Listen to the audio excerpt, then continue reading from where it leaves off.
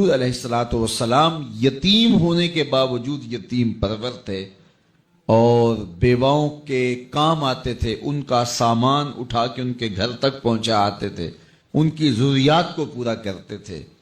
یہ حضور علیہ الصلوۃ والسلام کا انداز زندگی تھا، اور یتیم کی کفالت کرنے والے کو اپنا ساتھی قرار دے دیا، بلکہ یہاں تک ارشاد فرما دیا کہ جب تمہارے بچے اور یتیم اکٹھے کھیل رہے ہوں تو اپنے بیٹے کو آواز دینی ہو تو اس کو بھی بیٹا کہہ کے نہ پکار، تاکہ یتیم کا دل دکھی نہ ہو جائے، آج میرا باپ ہوتا تو مجھے بھی بیٹا کہہ کے پکار۔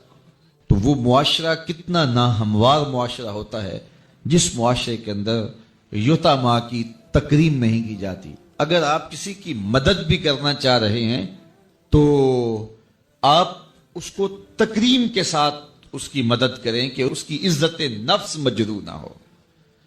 یہ میں پچھلے دن ایک تصویر دیکھ رہا تھا، کوئی 10-15 کلو کا آٹے کا توڑا ہوگا اور 7-8 آدمی اس کو ہاتھ لگائے ہوئے تھے اور ایک خاتون وصول کر رہی تھی، اور کسی اخبار میں وہ تصویر چھپی۔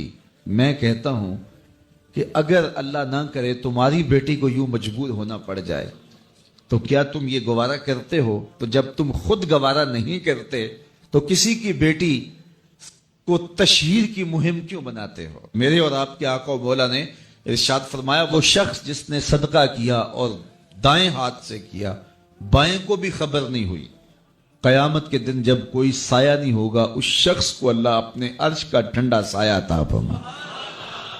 تو جہاں کسی کی عزت نفس کا معاملہ ہو تو وہاں اخفاء افضل ہے۔ تو بات یتیم کی، لاچار کی، غریب کی، پریشان حال کی، آشفتہ سر کی مدد کی نہیں ہے، بلکہ اس کی تکریم کی ہے۔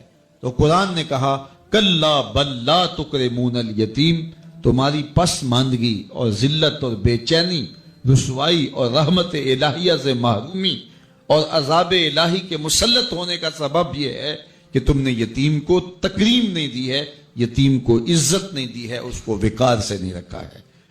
تو یتیم کی کفالت کا درس دیا۔ تو سورہ ماعون کے اندر اللہ تعالیٰ نے فرمایا فَذَلِكَ الَّذِي يَدُعُّ الْيَتِيمَ وَلَا يَحُضُّ عَلَىٰ طَعَامِ الْمِسْكِينِ، اور مسکین کو کھانا کھلانے کی تحریص نہیں دلاتا، کسی کو آمادہ نہیں کرتا، کسی کو ابھارتا نہیں ہے۔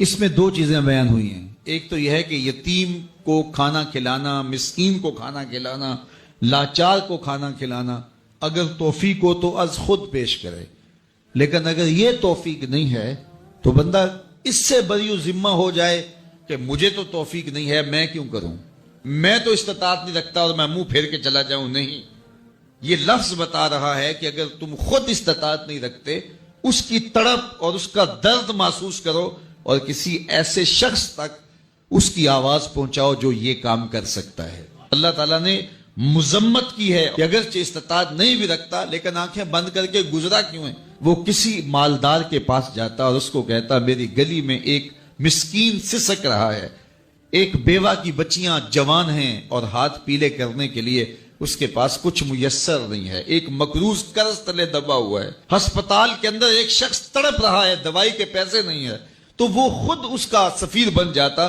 اور لوگوں کے پاس جاتا اور جا کے تحریص دلاتا وَلَا يَحُضُّ عَلَىٰ طَعَامِ الْمِسْكِينِ۔ تکذیب آخرت کرنے والوں میں سے جو ہے وہ اس شخص کے رویے کو بھی گنا گیا، شمار کیا گیا جو لوگوں کو ترغیب نہیں دلاتا، اور جو لوگوں کو توجہ دلاتا ہے اس کے بارے میں فرمایا گیا الدال علی الخیر کفاعلہ، جو کسی اچھائی کی طرف رہنمائی کر دے وہ کرنے والے کی طرح ہوتا ہے۔ جس شخص نے وہ نیکی کی اس کی ترغیب سے جتنا ثواب اس کو ملا اتنا ہی ثواب میرا رب اس کو بھی عطا کرتا ہے۔ تو کسی دکھی، کسی لاچار، کسی مجبور کی مدد اور اس کی نصرت اور اس کی اعانت کے لیے کسی کو ترغیب دلا دینا یہ انسانیت ہوتی ہے، اور بس اپنے آپ کو اس سے مطمئن کر لینا کہ میں اس پوزیشن میں نہیں ہوں اور گزر جانا، تو معاشرے کے پھر دکھ کون بانٹے گا؟ اس لیے پورا معاشرہ ایک دوسرے کے درد اور دکھ بانٹنے کے لیے جب باہم کھڑا ہوگا تو معاشرے کے درد اور معاشرے کے دکھ ختم ہو جائیں گے۔ ان لوگوں کی بے بسی کا اندازہ کیجئے کہ نہ اقوام متحدہ ان کی بات سنتی ہے، نہ دنیا کے اوپر امن کے ٹھیکیدار ان کے ظلم کو دیکھ رہے ہیں، نہ انسانی حقوق کی تنظیموں کو کچھ نظر آتا ہے، ان کے مرنے پر کہیں کوئی موم بتی نہیں جلتی، ان کے کفن دفن کا انتظام نہیں، اجتماعی قبروں میں گڑوں میں پھینک دیے جاتے ہیں، کوئی ملک انہیں سیاسی پناہ دینے کے لیے تیار نہیں۔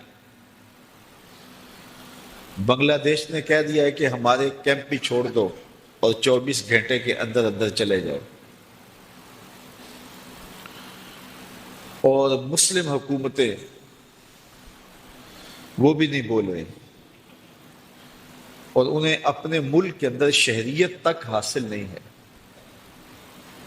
اور جو ان کے اوپر ظلم کیا جا رہا ہے وہ سوشل میڈیا پر دیکھا جا سکتا ہے کہ ان کے گلے کاٹے جا رہے ہیں، ان کے بدن چیرے جا رہے ہیں، ان کی لاشوں کو آگ لگائی جا رہی ہے، اور ان کو کھڑا کر کے گولیاں ماری جا رہی ہیں، ان کو لٹا کے اوپر سے گاڑیاں گزاری جا رہی ہیں۔ ظلم کا ہر طریقہ ان کے اوپر آزمایا جا رہا ہے، اور بے غیرتی اور بے شرمی یہ ہے کہ برما کا سربراہ اقوام متحدہ کے سیکرٹری کو ملتا ہے اور اس کو کہتا ہے کہ ان کو کہو کہ یہ ہماری بستیاں چھوڑ جائیں، ہمارے شہر چھوڑ جائیں۔ تو اس بھری دنیا کے اندر 21ویں صدی میں ہے آج دنیا، اور انسانی شعور کے کمال کی باتیں یہ سنتے ہیں ہم کہ جانوروں کے حقوق کی تنظیمیں بھی موجود ہیں، کتوں اور بلیوں کے حقوق کی تنظیمیں موجود ہیں۔ حتیٰ کہ پچھلے دن میں ایک پروگرام دیکھ رہا تھا، اس میں کسی شخص نے آواز اٹھائی ہے سانپوں کے حقوق پر کہ یہ بھی اللہ کی ایک مخلوق ہے، تو ان کی کچھ نسلیں ناپید ہوتی جا رہی ہیں، تو سانپوں کے حقوق پر بھی تنظیمیں موجود ہیں، بلیوں کے حقوق پر بھی تنظیمیں موجود ہیں، جانوروں کے حقوق پر بھی تنظیمیں موجود ہیں۔ دنیا کے اوپر اگر کوئی فریاد سننے والا نہیں ہے تو ان روہنگیا مسلمانوں کی فریاد سننے والا نہیں ہے، اور یہ روز ذبح ہوتے ہیں، ان کا کوئی جنازہ پڑھنے والا نہیں، یہ روزانہ قتل ہوتے ہیں، ان پر کوئی احتجاج کرنے والا نہیں،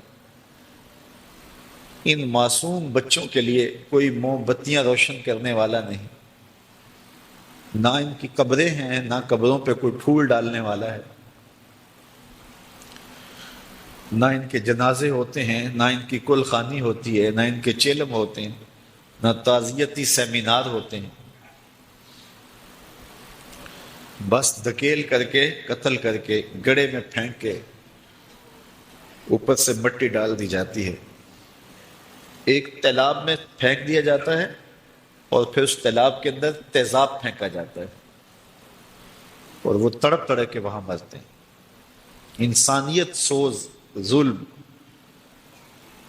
ہلاکو خان، چنگیز خان، ہٹلر کی داستانیں ہم پڑھتے ہیں تو کبھی لگتا تھا شاید تذکرہ نگاروں نے، افسانہ نگاروں نے بات کو بڑھا کے پیش کیا ہے، کوئی سینے میں دل رکھنے والا انسان اتنا بھی درندہ ہو سکتا ہے، لیکن آج جو ہم اپنی آنکھوں سے دیکھ رہے ہیں پتہ چلتا ہے کہ جب انسان درندہ ہوتا ہے تو واقعی چوپایوں سے بدتر ہو جاتا ہے، اعضائے بدنیاں کاٹے جاتے ہیں اور پھر ان کو ترتیب کے ساتھ رکھ کے اس کا لطف لیا جاتا ہے اور اس کی وہ تصویریں بناتے ہیں، اپنے ظلم پر وہ خوش ہیں اور اس کو اپنی بہادری تصور کرتے ہیں۔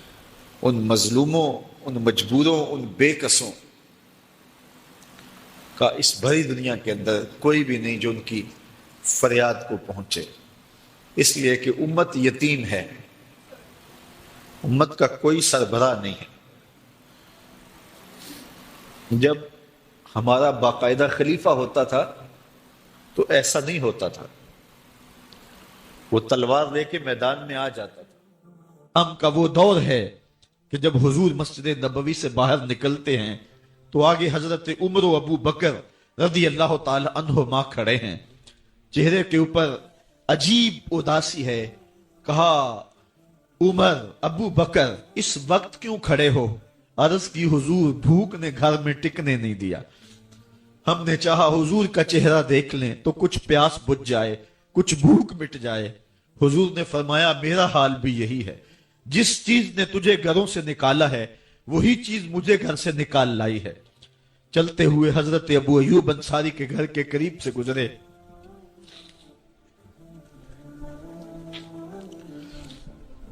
حضور کی خوشبو پا کے وہ باہر آ گئے۔ عرض کی بندہ نواز آج میرے مہمان نہیں بنتے؟ حضور نے کہا تمہاری مرضی۔ گھر لے گئے، چٹائی بچھائی، حضور کو بٹھایا، گھر والوں کو بکری کا بچہ ذبح کر کے دیا، کہا جلدی جلدی کھانا تیار کرو، میرے آقا کو بھوک لگی ہوگی۔ یہ کہہ کے واپس آئے، حضور کے پاس بیٹھے، نظر چہرے پہ پڑی تو گھبرا گئے۔ نکاحت کے آثار اتنے واضح تھے کہ سمجھ آ رہی تھی کتنے دنوں سے حضور نے کچھ نہیں کھایا۔ اٹھ کے باغ میں چلے گئے، کھجوروں کا خوشہ توڑا، حضور کے سامنے رکھا، کہا بندہ نواز جب تک کھانا تیار نہیں ہوتا یہ کھجوریں تناول فرمائیں۔ تھوڑی دیر کے بعد کھانا دسترخوان پہ لگ گیا، حضور سے عرض کی گئی حضور آئیں کھانا تناول کر لیں۔ دسترخوان پر تشریف فرما ہو کر کے حضور نے ایک روٹی لی اور چند بوٹیاں اٹھائیں اور ایک خادم کو بلا کر کے کہا جاؤ ہمارے گھر دے آؤ، میری بیٹی فاطمہ کتنے دنوں سے بھوکی۔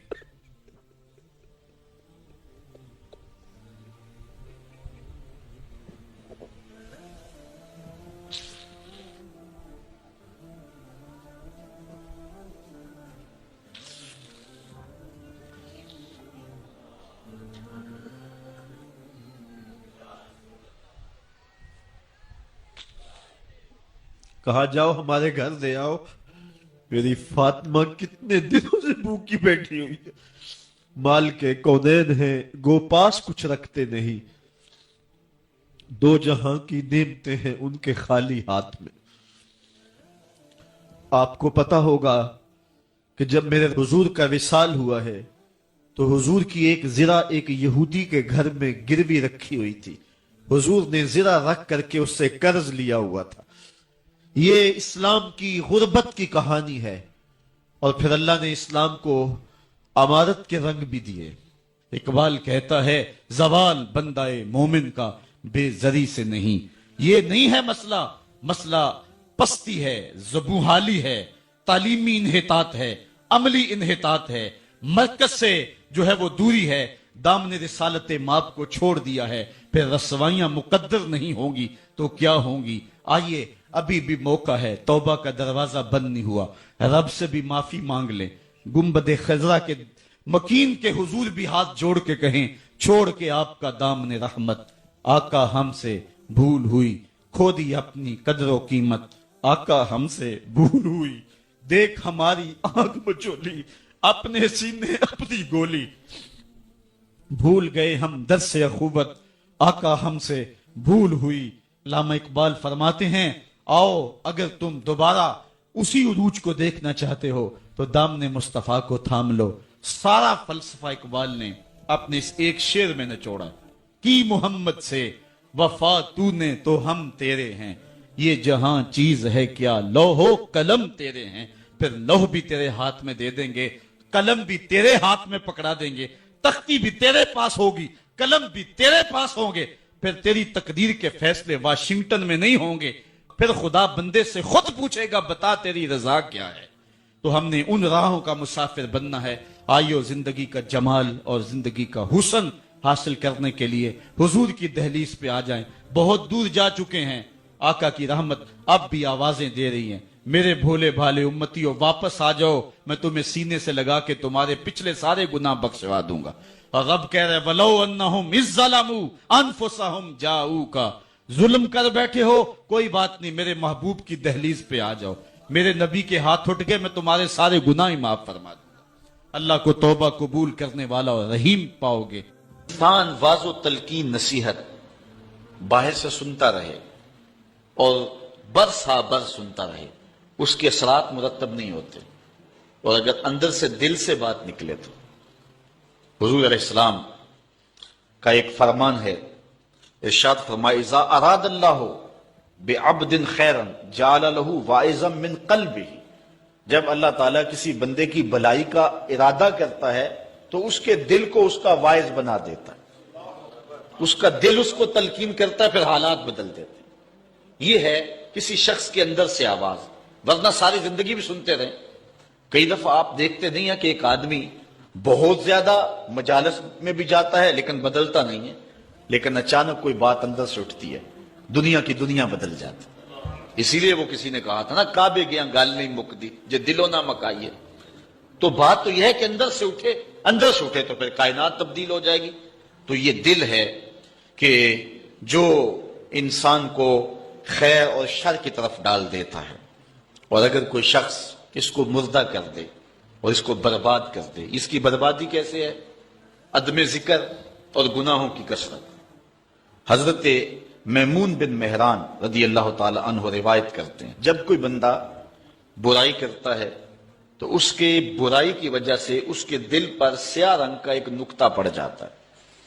اگر وہ توبہ کر لے تو تدارک ہو جائے گا، لیکن اگر توبہ نہیں کرتا اور گناہ کے بعد پھر دوبارہ گناہ کرتا ہے تو اس نقطے کے ساتھ ایک اور نقطہ مل جاتا ہے، حتیٰ کہ اس کا پورا دل جو ہے وہ سیاہ ہو جاتا ہے، اور جب پورا دل سیاہ ہو جائے پھر کوئی بدی اس کے لیے تکلیف کا باعث نہیں ہوتی۔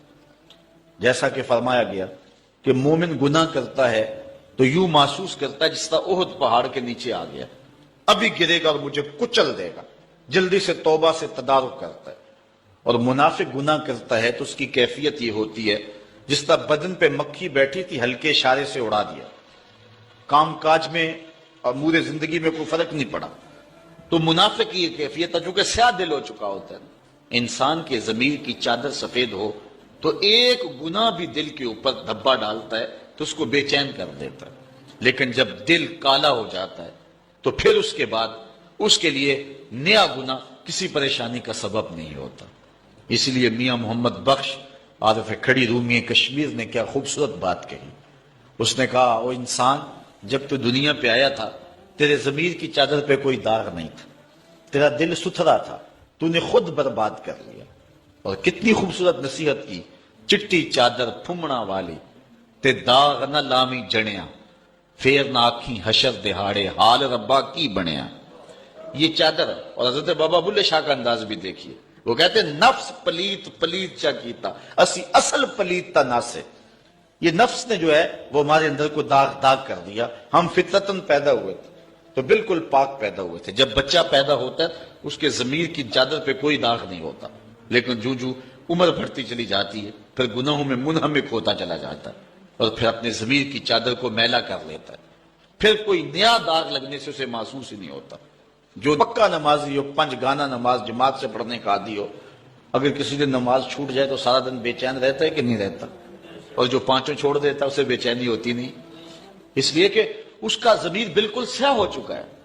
اسی طرح جو کوئی شخص کسی انسان کو قتل کر دے، کتنا سخت دل ہی کیوں نہ ہو، اسے رات کو نیند نہیں آتی، قاتل بے چین رہتا ہے مقتول کے قتل کے بعد۔ لیکن جو عادی قاتل ہو جاتے ہیں وہ انسان کو قتل کرنے کے بعد یوں ہوتے ہیں جس طرح ایک مکھی مار دی ہے، اس لیے کہ دل سیاہ ہو چکا ہے، اب ان کے لیے جو ہے وہ پریشانی کا سبب بھی نہیں ہے۔ تو حضور علیہ السلام نے ارشاد فرمایا، حضرت میمون بن مہران روایت کرتے ہیں، جب کوئی شخص گناہ کرتا ہے تو دل کے اوپر ایک سیاہ رنگ کا نقطہ پڑ جاتا ہے، اگر وہ اس کی اصلاح کر لے، اس کو دھو لے، دل کو ستھرا کر لے تو دل پھر مزکا ہو جائے گا۔ اگر نہیں کرتا اصلاح تو پھر دوسرا نقطہ، پھر تیسرا نقطہ، حتیٰ کہ وہ پورے جسم کو اور پورے دل کو گھیر لیتا ہے اور پھر اس کے لیے کوئی مسئلہ نہیں ہوتا۔ ایھا الذین آمنوا، اے ایمان والو، لا ترفعوا اصواتکم فوق صوت النبی، نبی کی آواز سے اپنی آوازیں بلند نہ کرنا۔ یہ حضور کی چوکھٹ کا ادب ہے کہ تمہارا لہجہ تمہاری آواز میرے رسول کی آواز سے بلند نہیں ہونی چاہیے. وَلَا تَجْهَرُوا لَهُ بِالْقَوْلِ كَجَهْرِ بَعْضِكُمْ لِبَعْضٍ. جس طرح آپس میں ایک دوسرے سے چلا کر بات کرتے ہو، میرے محبوب کی بارگاہ میں یوں بات نہ کرنا. یہ ادب کی جگہ ہے. اگر ایسا ہو گیا تو پھر کیا ہوگا؟ ان تحبط اعمالکم وانتم لا تشعرون. تمہارے عمل حبط کر لیے جائیں گے اور تمہیں خبر بھی نہیں ہوگی. تو یہ تمہاری آواز اونچی ہو گئی تو پھر اللہ اکبر، باقی کیا بچے گا؟ تو اپنی آوازیں میرے محبوب کی آواز سے پست رکھو. ان الذین یغضون اصواتهم عند رسول اللہ اولئک الذین امتحن اللہ قلوبهم للتقوی. وہ لوگ جو اپنی آوازیں رسول کریم کے حضور پست رکھتے ہیں. اللہ اکبر. پہلے حکم دیا، پھر تحسین فرمائی ان لوگوں کی جو آداب کی رعایت رکھتے ہیں. تو یہ تحسین بعد میں کرنا، جبکہ حکم دینا بظاہر کافی تھا، لیکن تحسین کر کے اللہ تعالیٰ جل شانہ بتانا چاہتا ہے کہ جو میرے رسول کے مؤدب ہیں ان پر کتنی رحمتیں برستی ہیں. تو کہا وہ لوگ جو اپنی آوازوں کو پست رکھتے ہیں رسول کریم کے ہاں، اولئک الذین امتحن اللہ قلوبہم للتقوی. یہ وہ خوش نصیب لوگ ہیں جن کے دل اللہ نے پرہیزگاری کے لیے چن لیے ہیں، پرکھ لیے ہیں. متقی یہی لوگ ہیں جو رسول اللہ کا ادب کرتے ہیں. جنہیں ادب کا کرینہ نہیں آتا تو وہ متقی نہیں، چاہے سجدے کتنے ہی طویل کیوں نہ کریں، ان کے ماتھے پہ جتنا بڑا محراب کا نشان کیوں نہ ہو، وہ متقی نہیں کہلائیں گے اگر رسول اللہ کا ادب سینے میں نہیں ہوگا. اور اگر رسول اللہ کا ادب سینے میں ہے، اللہ فرماتا ہے یہ وہ خوش نصیب ہے جن کے دلوں کو ہم نے تقوی کے لیے پرکھ لیا ہے. اللہ اکبر. اب کافی ہو گئی بات، ان کی تحسین خوب ہوگی، لیکن اللہ فرماتا نہیں، لہم مغفرہ، ان کے لیے مغفرت بھی ہے. بات ختم ہو گئی. کہا نہیں وَأَجْرٌ عظیم، اور بہت بڑا اجر ہے. جس اجر کو میرا رب بھی بڑا کہہ رہا ہے تو وہ کتنا بڑا ہوگا. اور یہ کس کو اللہ دے گا؟ جو رسول اللہ کا ادب کرنے والے. تو پھر جس کو اللہ تعالیٰ نے محبوب کے ادب کی توفیق دے دی، اس کو کتنی بڑی دولت دے دی. ہمیشہ اللہ سے ادب کی توفیق مانگو، چونکہ بے ادب اللہ کے فضل سے محروم ہو جاتا ہے. تو دین کیا ہے؟ ادب کا نام ہے. اہل بیت کا ادب، اصحاب نبی کا ادب، ذات باری کا ادب، ذات رسالت مآب صلی اللہ علیہ وسلم کا ادب، اولیاء امت کا ادب، والدین کا ادب. یہ ادب سکھایا گیا. بڑوں کی تکریم، چھوٹوں سے شفقت. تو پورا دین ادب ہے. ماہ سیام کے گزرتے ہوئے ان لمحوں میں اللہ کی بارگاہ میں ہم یہ دعا مانگتے ہیں کہ اللہ ہمیں ہمیشہ ادب والوں کے زمرے میں رکھے. ہمارے تیور، طرز زندگی، انداز معاشرت، رویے بے ادبوں کی صحبت سے پاک رہیں اور ہمیشہ ہم ادب کی راہوں کے مسافر رہیں. عید کا موسم، عید کی گھڑیاں جلوہ فراز ہو رہی ہیں. تو آئیے عید کا دن طلوع ہوتے ہی دکھیوں کی مدد، لاچاروں کی نصرت اور اعانت کے لیے کمر بستہ ہو جائیں. لوگوں کے ساتھ حسن سلوک رکھیں، اپنے اطراف پہ غور کریں. غربا، مساکین، گلی محلے میں، رشتہ داروں میں، اعزاء و اقربا میں ان کی مدد کریں اور عید کی خوشیوں میں ان کو اپنے ساتھ برابر شریک رکھیں. عید نئے کپڑے پہن لینے کا نام نہیں ہے. لوگوں کے ساتھ حسن سلوک اور اچھے رویے اور طرز معاشرت کی خوبصورتی کا نام عید ہے. اور ہمیں دوسروں کے دکھ بانٹنے کی، دوسروں کے ساتھ محبت کرنے کی تلقین کی گئی ہے. غربا کی عزت نفس کا خیال رکھتے ہوئے ان کو تحائف دیجئے، ان سے ملیے، ان سے محبت کا اظہار کیجئے اور اظہار بشاشت، اظہار مسرت کیجئے. ایک دوسرے کے ساتھ حسن سلوک کی عمدہ مثالیں قائم کیجئے. اللہ مجھے آپ کو اپنی خاص رحمتوں اور کرم نوازیوں کے حصار میں رکھے. آئیے تمہیں میں کہانی سناؤں. آقا کریم علیہ السلام جا رہے تھے عیدگاہ کو. راستے کے اندر ایک یتیم کھڑا تھا اور آقا کریم نے کہا کہ بیٹے آج تم یہاں کھڑے ہو. کہا فلاں غزوے میں میرا باپ شہید ہو گیا تھا، میری ماں کا سایہ بھی میرے سر پہ نہیں ہے، لوگ اپنے گھروں میں ہیں، میں کس دہلیز پہ جاؤں. اچھا انتظار ہو رہا ہے عیدگاہ میں، حضور نے یتیم کو سینے سے لگایا، گھر لے گئے اور سیدہ فاطمہ سے کہا کہ جس طرح کا لباس حسنین کو پہنایا ہے اس کو بھی پہناؤ۔ اللہ اکبر۔ اور اس کو کھانا کھلایا اور سب کچھ اس کی تکریم کرنے کے بعد حضور نے پھر جو ہے وہ اس کو عزت دینے کے لیے، اس کی تکریم دینے کے لیے حضور علیہ الصلوۃ والسلام نے اس کو فرمایا اما ترضى ان محمدن ابوکا، بیٹے کیا تو پسند نہیں کرتا کہ محمد تیرا باپ لگے؟ وہ عائشہ تا امو کا، اور عائشہ تیری ماں لگے، وہ فاطمہ بنت محمد اختوں کا، اور فاطمہ تیری باجی لگے۔ اس نے کہا یہ اعزاز مل جائے تو مجھے اور کیا چاہیے؟ تو کہا آج کے بعد یہ رشتے تیرے ہوئے۔ ایک انگلی سے حضور نے حسنین کو تھاما ہوا ہے اور دوسری انگلی سے اس یتیم بچے کو تھاما ہوا ہے۔ جب حضور عیدگاہ کی طرف بڑھ رہے ہیں تو اور بچے بھی اپنے ماں باپ کے ساتھ جا رہے ہیں۔ وہ بچہ زبان حال سے کہتا ہے تھا تو یتیم، آج یتیمی کا مزہ ہی نہیں آ گیا ہے کہ حضور کی انگلی تھام کے جا رہا ہوں۔ تو یتیم کی تکریم کا مسئلہ ہے، اس کو عزت نفس دینے کا مسئلہ ہے۔ یتیم کو لوگوں کے اندر کھڑا کر کے اس کو اعزاز دیتے ہو، وہ اعزاز نہیں ہے، وہ رسوائی ہے۔ مجھے ایک سال قبل ایک ایسی تقریب میں لوگ کھینچ کر کے لے گئے جہاں وہ آج کل اجتماعی شادیوں کا رواج ہے۔ تو میں بڑی معذرت کی، میرے لیے مشکل ہوگا کیونکہ مجھے اندازہ تھا اس تقریب کا، لیکن میں کبھی گیا نہیں تھا پہلے۔ تو میں جب اس تقریب میں پہنچا تو یقین جانے کہ 2 دن تک جو ہے وہ میں بے چین رہا ہوں۔ میں کہتا ہوں غریب سے غریب آدمی ہوتا ہے نا، اس کو معاشرے میں پروٹوکول اعزاز نہ بھی ملے تو شادی والے دن تو مہمان خصوصی وہی ہوتا ہے نا، اس دن تو سارے اس کے چہرے کو ہی دیکھتے ہیں۔ لیکن ان دولوں کو بھی جو ہے وہ لائن پہ بٹھایا ہوا تھا اور اوپر مہمان خصوصی کوئی اور بیٹھے تھے۔ میں نے کہا یہ بیچارے مسکین آج بھی مہمان خصوصی نہیں ہیں، آج ان کی زندگی کا اہم دن ہے اور آج بھی اتنے لوگوں کے سامنے اشتہار لگایا جا رہا ہے یہ غریب لوگ ہیں، اور دلہنوں کا بھی اشتہار لگایا جا رہا ہے یہ غریب بچیاں ہیں۔ اور پھر کیا ان کے چہرے پہ کوئی مسرت کے آثار تھے اور نہ ان بیٹیوں کے چہرے پہ کوئی مسرت کے آثار تھے؟ تو لوگ خوشی بانٹنے چلے ہیں لیکن غموں میں اضافہ کرتے چلے گئے۔ رات کی تنہائی میں نکلو، اندھیرا پھیلا ہوا ہو، کوئی دیکھنے والا نہ ہو، اپنے سائے سے بھی بچو اور جا کے غریب کے گھر میں رقم پھینک کے آ جاؤ، اسے پتہ نہ ہو یہ پھینکی کس نے ہے، اور پھر وہ شادی کریں جو دعائیں ان کے کلیجے سے نکلیں گی عرش تک پہنچیں گے۔ تو بات دولت کی نہیں ہے، بات پیسے دینے کی نہیں ہے، بات تکریم کی ہے۔ کلا، دیکھو قرآن کا اسلوب، کلا بل لا تکرمون الیتیم، معاملہ یہ ہے کہ یتیم کی عزت تکریم۔ میرے اور آپ کے آقا مولا نے تو یہاں تک فرمایا جب بچے اکٹھے کھیل رہے ہوں، تمہارا بچہ بھی ان بچوں میں کھیل رہا ہو تو بچے کو بیٹا کہہ کے آواز نہ دو، اس کا نام لے کے پکارو۔ عرض کی گئی حضور بیٹا ہے، بیٹا کہہ کے پکاریں گے تو حرج بھی کیا ہے؟ کہا تم نہیں جانتے، ہو سکتا ہے کہ وہاں کوئی یتیم بچہ بھی کھیل رہا ہو، اور جب یہ تم کہو گے تو تڑپ جائے گا، آج میرا باپ ہوتا تو مجھے بیٹا کہہ کے پکارتا، لیکن آج میں محروم ہوں۔ تو کہا مسئلہ یہ ہے، کلا بل لا تکرمون الیتیم ولا تحاضون علی طعام المسکین۔ دیکھیے قرآن کا اسلوب، کہا ایک تو یتیم کی تکریم نہیں ہے، یہ ساری افتاد اس لیے آئی، اور دوسری بات یہ ہے کہ وہ آپس میں ایک دوسرے کو مسکین کے کھانے کی رغبت نہیں دیتے۔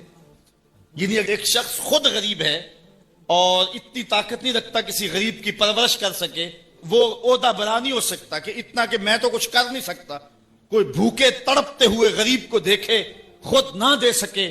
اللہ نے اسے زبان تو دی ہے، کسی امیر کی دہلیز پہ وہ نہیں جاتا یہ چلا جائے اور جا کے توجہ دلائے کہ میرے ہمسائیگی کے اندر ایک یتیم تڑپ رہا ہے، بیوہ کی بیٹیاں بوڑھی ہو رہی ہیں دہلیز پہ، اور وہ جا کے اپنے اعتبار پہ جو ہے ان کا انتظام کر دے۔ یہ ہے ولا تحاضون علی طعام المسکین۔ بلکہ رویہ کیا ہے، وَتَأْكُلُونَ التُّرَاثَ أَكْلًا لَمًّا، اور میراث کا مال تم ہپ ہپ کر کے کھاتے ہو، تمہیں پرواہ نہیں ہے۔ بیٹیوں کا حق اہل عرب